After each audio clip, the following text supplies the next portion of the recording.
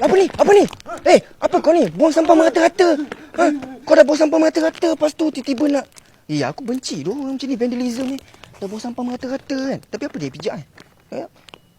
Ni kau bayar gas tu? Patutlah dia pijak. Dia ni aku pun tak suka. Dah lah cakap gelang kabut tak handsome. Buruk. Aku berang betul. Dia pasal apa ni? Apa ni? Boleh menang RM70,000? Apa ni? RM25,000? RM20,000? Serius lah? Maksudnya aku boleh bayar hutang mak aku lah? Aku hutang mak aku RM500 juta kot. Boleh ni.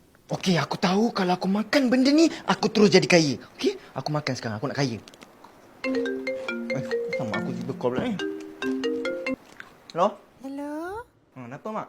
Terima kasih lah Alung bagi duit kat mak. Bila masa Alung bagi duit kat mak? Ni ada tulis ni, Alung back in RM70,000 kat mak.